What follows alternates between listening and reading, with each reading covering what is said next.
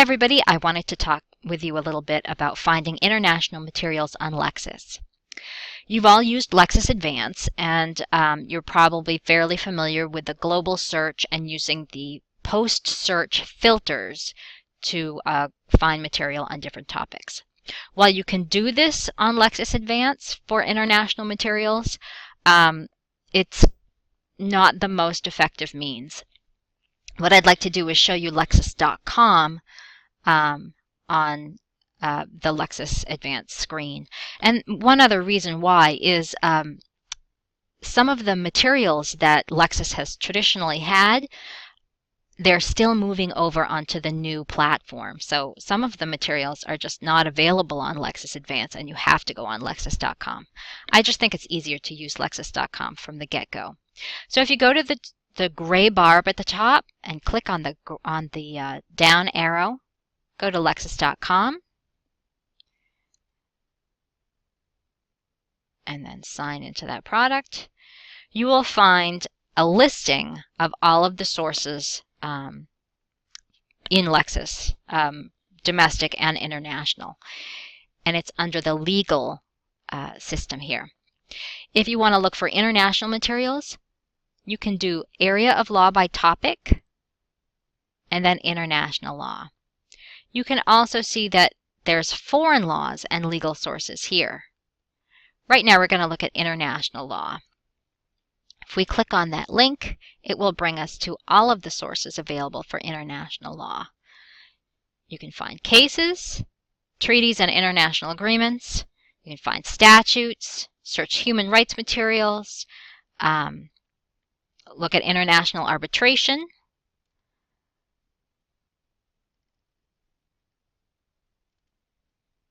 and go into some other things.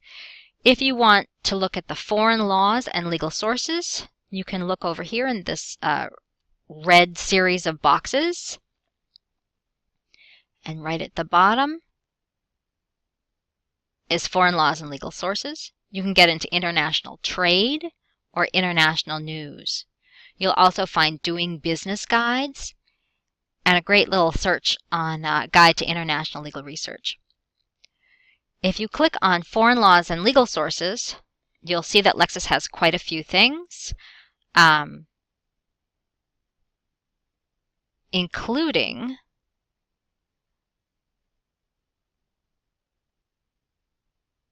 some of the African countries, some of the Middle Eastern countries, some of the islands, and I think they do a pretty good job of what they do have. So if you take a look at, let's just do the British Virgin Islands, you'll see most of their information is on tax and money laundering.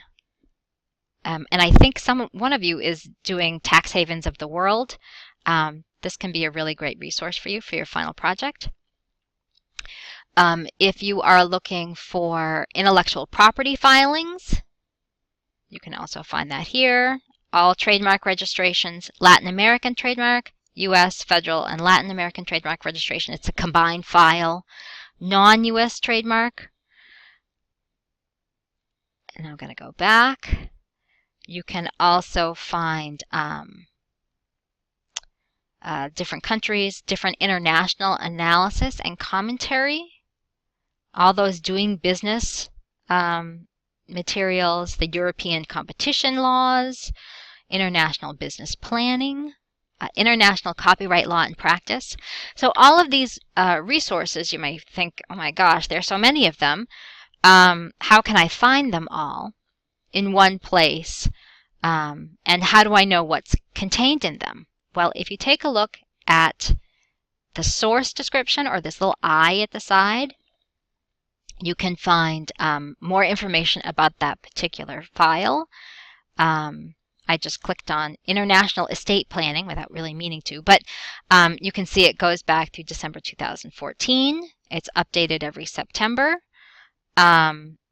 Here's what it includes. And if you keep scrolling down, you'll see who the publisher is, what some of the segments are. that you can do a search and include. So you can search for certain, you can search within the footnotes in this particular one, as well as the text and any supplements. But that wasn't really what I wanted to show you. I wanted to show you the international copyright law in practice. And even when you click into it and do your search, you can still get to that scope note. And so here it is, International Copyright Law in Practice through March 2015.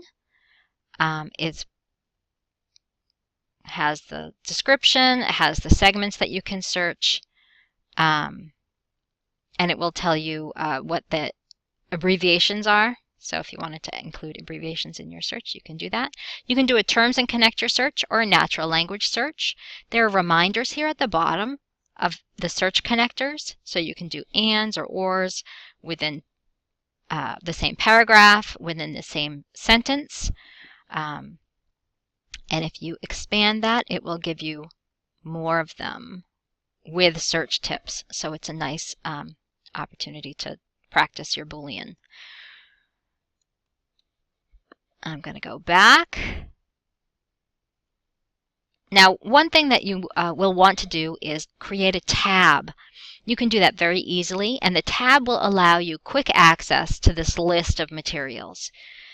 If you go to this section right above where it lists sources, where it says Add Edit Subtabs, if you click on that, and you have a listing of topics that you can create a tab for.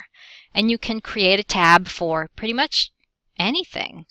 There's one here for copyright law, there's foreign laws and legal sources, and there's international law. You'll also have international trade, which is right underneath it, as well as patent law, and then privacy underneath that. So we're just going to look at international law here. I'm going to click that box and then click on Next. I can order my subtabs, set something as a default. So I'm going to set my international law as a default and click on Set. And then I will always have, my tabs are right up here, I will always have my international law just a click away.